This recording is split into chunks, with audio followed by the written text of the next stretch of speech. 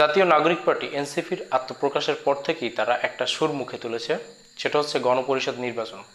গণপরিষদ নির্বাচন প্রসঙ্গে তারা বলছেন যে জাতীয় নির্বাচনের সাথেই গণপরিষদ নির্বাচন অনুষ্ঠিত করা সম্ভব, সেটা জাতীয় ঐক্যমতের ভিত্তিতে হতে হবে, এটাও তারা যুক্ত করেছেন।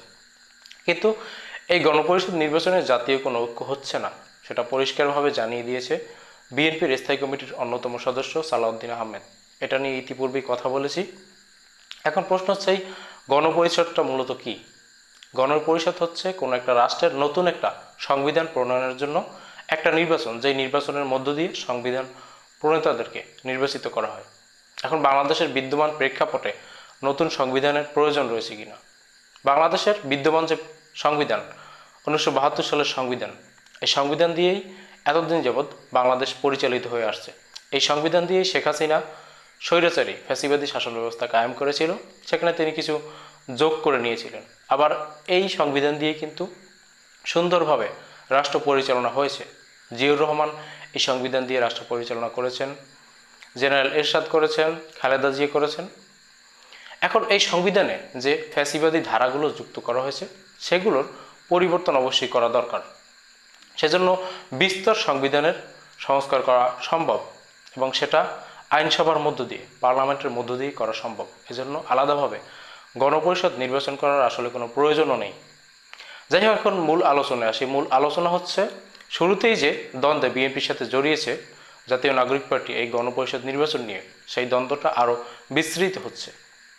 জাতীয় নাগরিক পার্টির সাথে বিভিন্ন ক্ষেত্রে জামাত সহ বিভিন্ন রাজনৈতিক দলগুলো বিভিন্ন ইস্যুতে একাত্মতা পোষণ করেছে। যেমন স্থানীয় সরকার নির্বাচন আগে চাওয়াকে কেন্দ্র করে জামাত এই জাতীয় নাগরিক পার্টির সাথে এখনও সহমত পোষণ করছে, কিন্তু এই যে গণপরিষদ নির্বাচন, সেক্ষেত্রে জামাত এটার বিরোধিতা করছে। এই গণপরিষদ নির্বাচনের বিরোধিতা করছে নাগরিক ঐক্য। সম্প্রতি একটা প্রতিবেদন তৈরি করেছে এই গণপরিষদ নির্বাচন কেন্দ্রিক। যমুনা টিভির এই প্রতিবেদনে মন্তব্য করেছেন বিএনপির অন্যতম স্থায়ী কমিটির সদস্য সালাউদ্দিন আহমেদ, মন্তব্য করেছে নাগরিক ঐক্যের সভাপতি মাহমুদুর রহমান মান্না, মন্তব্য করেছে জামাত ইসলামের নায়েবে আমির আবদুল্লাহ মোহাম্মদ আবু তাহের। তারা সকলেই বলেছেন যে বাংলাদেশের বর্তমান যে সংবিধান, সেই সংবিধানটাকে ব্যাপক সংস্কার করা প্রয়োজন।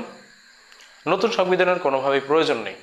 বিদ্যমান সংবিধানই যে সমস্ত ত্রুটি বিচ্যুতি রয়েছে সেগুলোকে সংস্কার করা দরকার, এবং সেগুলো সংস্কারের জন্য এই তিনটে রাজনৈতিক দলেরই মতামত হচ্ছে যে অন্তর্বর্তীকালীন সরকার অধ্যাদেশ জারি করবে, পরবর্তী পার্লামেন্ট সেটার বাস্তবায়ন করবে। এই মন্তব্যটি ইতিপূর্বে বিএনপির স্থায়ী কমিটির সদস্য সালাউদ্দিন আহমেদ করেছিল, এবং আজকের এই প্রতিবেদনে বিএনপির এই নেতাসহ জামাত ইসলামের নায়েবে আমির এবং নাগরিক ঐক্যের সভাপতি একাত্মতা পোষণ করে সিদ্ধান্ত জানিয়েছেন যে অন্তর্বর্তীকালীন সরকার সংবিধান সংস্কারের ক্ষেত্রে অধ্যাদেশ জারি করবে, পরবর্তী পার্লামেন্ট সেটা বাস্তবায়ন করবে। বিধায় বাংলাদেশের এই যে বৃহৎ তিনটি রাজনৈতিক দল জামাত ইসলামী, নাগরিক ঐক্য এবং বিএনপি, তারা গণপরিষদ নির্বাচনের ক্ষেত্রে সম্পূর্ণ পিছু পা হচ্ছে। এই মুহূর্তে জাতীয় নাগরিক পার্টি যে আশার আলোটুকু দেখছিল গণপরিষদ নির্বাচন নিয়ে, সেটা আর কোনোভাবেই বাস্তবায়ন হতে যাচ্ছে না। আর এইটা নিয়ে এখনও যদি তারা গোধরে বসে থাকে, তাহলে অবশ্যই বাংলাদেশের বৃহত্তর সমস্ত রাজনৈতিক দলগুলোর সাথে তাদের দ্বন্দ্ব আরও দৃশ্যমান হবে।